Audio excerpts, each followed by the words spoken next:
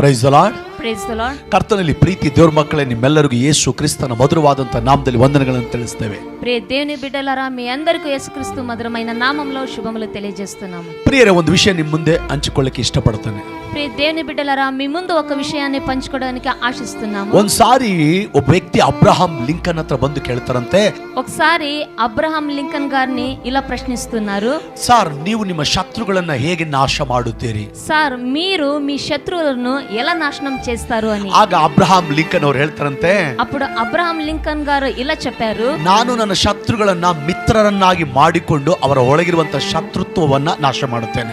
నేను నా శత్రువులను మిత్రులుగా చేసుకొని వారి లోపల ఉన్న శత్రుత్వాన్ని నాశనం చేస్తాను అని. ವಾವ್, ಎಂತ ಅದ್ಭುತವಾದಂತ ಸತ್ಯ ಅಲ್ವಾ? ఎంత మంచి మాట కదండి ప్రియులారా. ಪ್ರಿಯರೇ, ಮಗನಿ ಮಗಳೇ, ಸಹೋದರ ಸಹೋದರೇ, ప్రియ దేవుని బిడ్డలారా, ಇವತ್ತು ಅನೇಕರು ಯುದ್ಧಗಳ ಮೂಲಕ, ಕತ್ತಿಗಳ ಮೂಲಕ, ತುಫಾಕಿಯ ಮೂಲಕ ಶತ್ರುಗಳನ್ನ ನಾಶ ಮಾಡಬೇಕಂತ ಪ್ರಯತ್ನ ಮಾಡ್ತಾರೆ. ప్రియ దేవుని బిడ్డలారా, అనేకులు తుఫాకీలతోనూ యుద్ధులతోనూ కత్తులతోనూ వాళ్ళ శత్రువులను నాశనం చేయాలని చూస్తున్నారు. ಈಗ ನೋಡ್ರಿ, ಒಂದು ಗುಂಪಿನವರು ಒಬ್ಬ ವ್ಯಕ್ತಿಯನ್ನ ಹೊಡೆದಾಕಿದ್ದಾರೆ ಅನ್ಕೊಳ್ಳಿ.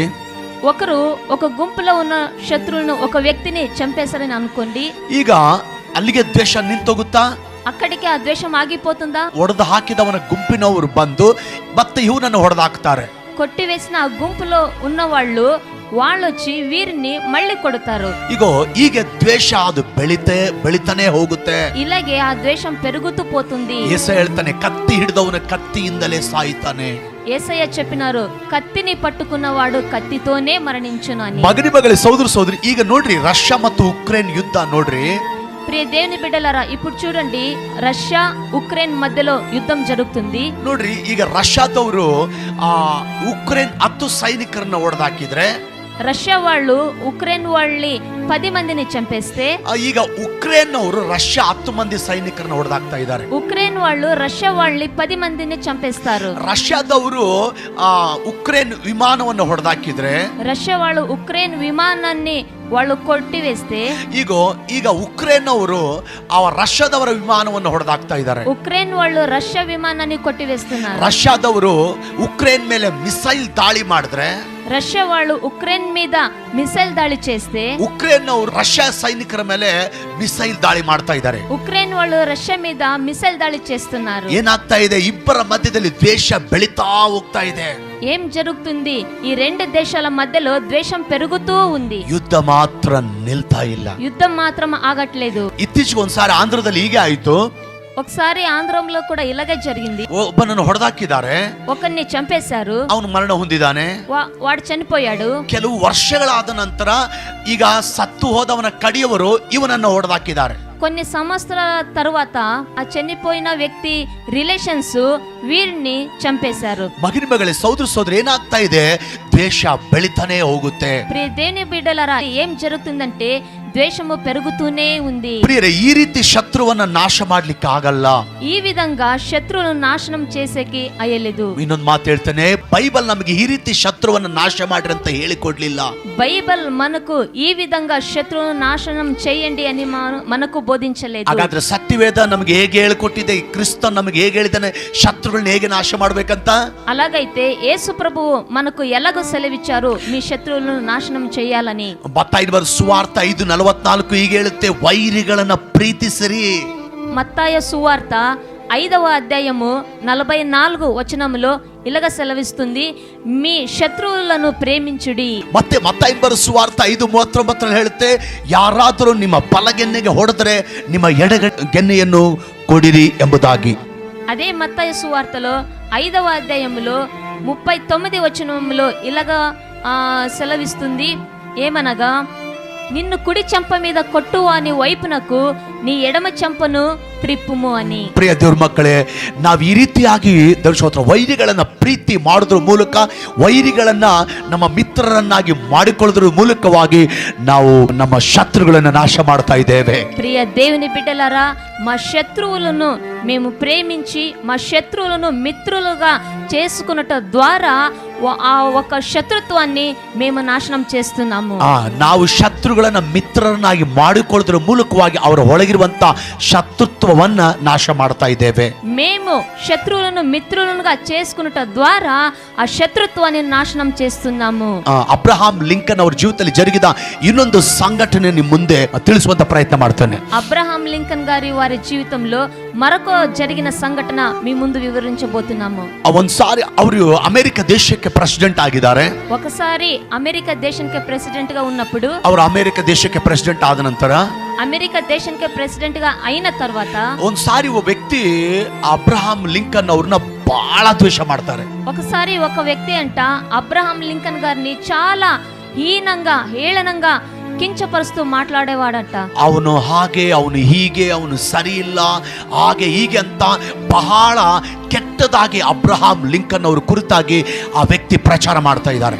అబ్రహాం లింకన్ గురించి ఒక వ్యక్తి, ఆ వ్యక్తి ఇట్లా, ఆ వ్యక్తి అట్లా, ఆ వ్యక్తి బాగలేదు, ఆ వ్యక్తి సరిగా లేడని నెగటివ్ గా అబ్రహాం లింకన్ గారి గురించి నెగటివ్ గా మాట్లాడుతూ కించపరుస్తూ హీనంగా హేళన చేస్తూ మాట్లాడేవాడు. ಇನ್ನು ಆ ವ್ಯಕ್ತಿ ಹೇಳ್ತಾ ಇದ್ದಾನೆ ಅಬ್ರಹಾಂ ಲಿಂಕನ್ ಕುರಿತಾಗಿ, ನೀವು ಚಿಂಪಾಂಜಿಯನ್ನ, ಗೋರಿಲ್ಲವನ್ನ ನೋಡ್ಬೇಕಂದ್ರೆ ನೀವು ಆಫ್ರಿಕಾ ದೇಶಕ್ಕೆ ಹೋಗೋದ್ ಬೇಕಾಗಿಲ್ಲ, ಇಲ್ಲೇ ಇದೆ ಆ ಅಬ್ರಹಾಂ ಲಿಂಕ್ ಅನ್ನುವಂಥವನೇ, ಅವನು ಒಂದು ಚಿಂಪಾಂಜಿ, ಒಂದು ಗೋರಿಲ್ಲ ಅಂತ ಆತನ ಬಗ್ಗೆ ಬಹಳ ಹೀನವಾಗಿ ಕೇವಲವಾಗಿ ಮಾತಾಡ್ತಿದ್ದಂತೆ.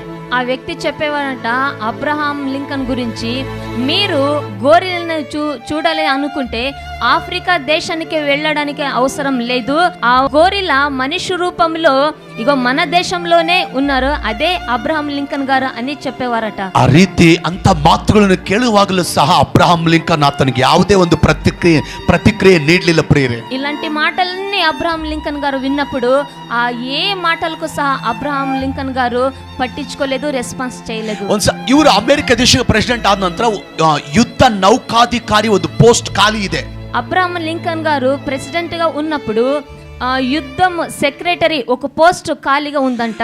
ಆ ಸಂದರ್ಭದಲ್ಲಿ ಆ ಪೋಸ್ಟ್ಗೆ ಯಾವ ವ್ಯಕ್ತಿ ಈತನಿಗೆ ವಿರೋಧವಾಗಿ ಮಾತಾಡ್ತಿದ್ನೋ, ಯಾವ ವ್ಯಕ್ತಿ ಈತನ ಬಗ್ಗೆ ನೆಗೆಟಿವ್ ಆಗಿ ಮಾತಾಡ್ತಿದ್ನೋ, ಯಾವ ವ್ಯಕ್ತಿ ಈತನನ್ನು ದ್ವೇಷ ಮಾಡ್ತಿದ್ನೋ, ಆ ವ್ಯಕ್ತಿನೇ ಕರೆದು ಆ ಪೋಸ್ಟ್ ಆತನಿಗೆ ಕೊಡ್ತಾ ಇದ್ದಾನೆ ಅಬ್ರಹಾಂ ಲಿಂಕನ್.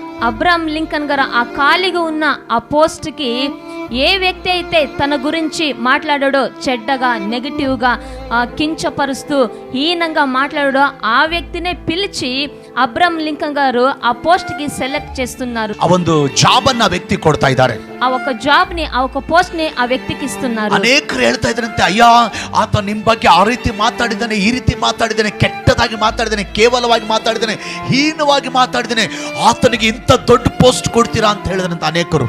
అనేకులు చెప్పారు, మీరు ఏ వ్యక్తికైతే మీరు జాబ్ ఇచ్చారో, ఏ వ్యక్తికైతే మీరు ఆ పోస్ట్ ఇచ్చారో, ఆ వ్యక్తి మీ గురించి చాలా హీనంగా, చాలా చెడ్డగా మీ గురించి మాట్లాడాడు, చాలా నెగటివ్గా మీ గురించి చెప్పుకొని తిరిగాడు అని చెప్పారు. ಪ್ರಿಯರೇ, ಆಗ ಅಬ್ರಹಾಂ ಲಿಂಕನ್ ಹೇಳುತ್ತೆ, ಇಲ್ಲ ಇಲ್ಲ, ಆ ಒಂದು ಕೆಲಸಕ್ಕೆ, ಆ ಒಂದು ಸ್ಥಾನಕ್ಕೆ ಆತನೇ ಸೂಟಬಲ್ ವ್ಯಕ್ತಿ ಅಂತ ಆತನನ್ನೇ ಕರ್ಕೊಂಬಂದು ಆ ಸ್ಥಾನದಲ್ಲಿ ಕುಂದ್ರಿಸಿದ್ರಂತೆ. అప్పుడు అబ్రహాం లింకన్ గారు చెప్పారు, లేదు, ఆ ఒక సీట్కి, ఆ ఒక పోస్ట్కి ఆ వ్యక్తినే సరైన వ్యక్తి అని చెప్పారు. ಕೆಲವು ವರ್ಷಗಳಾಯಿತು. ಕೆಲವು ವರ್ಷಗಳಾದ ನಂತರ ಅಬ್ರಹಾಂ ಲಿಂಕನ್ ಹತ್ಯೆ ಆಗುತ್ತಾನೆ, ಕೊಲ್ಲಲ್ಪಡುತ್ತಾರೆ. కొన్ని కాలం అయిన తర్వాత అబ్రహాం లింకన్ గారు హత్య చేయబడ్డారు. ಆ ಸಂದರ್ಭದಲ್ಲಿ ಈ ವಿಷಯ ಈ ವ್ಯಕ್ತಿ ಗೊತ್ತಾಗುತ್ತೆ. ఆ సందర్భంలో ఆ విషయం ఈ ఒక వ్యక్తికి తెలుస్తుంది. ಆ ಗೊತ್ತಾದ ಕೂಡಲೇ ಆ ವ್ಯಕ್ತಿ ಓಡಿ ಆ ಸಮಾಧಿ ಹತ್ರ ಬಂದು ಆ ಸಮಾಧಿ ಮೇಲೆ ಬಿದ್ದು ಬಿಕ್ಕಿ ಬಿಕ್ಕಿ ಬಿಕ್ಕಿ ಅಳ್ತಾ ಇದ್ದಾನಂತೆ. ఆ విషయం తెలిసిన తర్వాత ఆ వ్యక్తి త్వరగా ఆ సమాధి, అబ్రహాం లింకన్ గారు సమాధి దగ్గర వచ్చి కుమిలి కుమిలి ఏడుస్తున్నాడు. ನಮ್ಮ ದೇಶದ ಇತಿಹಾಸದಲ್ಲೇ ಇಂಥ ವ್ಯಕ್ತಿ ನಾನೆಂದೂ ಕಾಣಲಿಲ್ಲ ಅಂತ ಹೇಳ್ತಾ ಇದ್ದಾನಂತೆ. మా దేశంలో నేను ఇలాంటి మంచి వ్యక్తిని ఎప్పుడు సహా నేను చూడలేదు అని ఏడుస్తున్నాడు. ಪ್ರಿಯ ದೇವ್ರ ಮಕ್ಕಳೇ, ಗಮನಿಸಿರಿ, ಅಬ್ರಹಾಂ ಲಿಂಕನ್ ದೇವಶೋತ್ರ ತನ್ನ ಶತ್ರುವನ್ನ ದೇವಶೋತ್ರ ಆತನ ಮಿತ್ರರನ್ನಾಗಿ ಮಾಡಿಕೊಳ್ಳೋದ್ರ ಮೂಲಕವಾಗಿ, ಅಬ್ರಹಾಂ ಲಿಂಕನ್ ತನ್ನ ಶತ್ರುವನ್ನ ಕ್ಷಮಿಸೋದ್ರ ಮೂಲಕವಾಗಿ ಆತನ ಒಳಗಿರುವ ಶತ್ರುತ್ವವನ್ನ ತೆಗೆದುಹಾಕ್ತಾ ಇದ್ದಾನೆ. అబ్రహాం లింకన్ గారు తన శత్రుని క్షమించుట ద్వారా, తన శత్రుని మిత్రునిగా చేసుకున్నట ద్వారా అతని లోపల ఉన్న ఆ శత్రుత్వాన్ని నాశనం చేస్తున్నారు. ಆದ್ದರಿಂದ ಪ್ರೀತಿ ದೇವ್ರ ಮಕ್ಕಳೇ, గనుక ప్రియ దేవుని బిడ్డలారా, ದ್ವೇಷ ಬೆಳೆಸ್ಕೊಂಡು ಹೋದ್ರೆ ಅದು ಹಾಗೆ ಬೆಳೀತಾ ಹೋಗುತ್ತೆ. ద్వేషాన్ని పెంచుకోపోతే అది అలాగే పెరుగుతూ పోతుంది. ಅದಕ್ಕೆ ಅಂತ್ಯನೇ ಇರಲ್ಲ.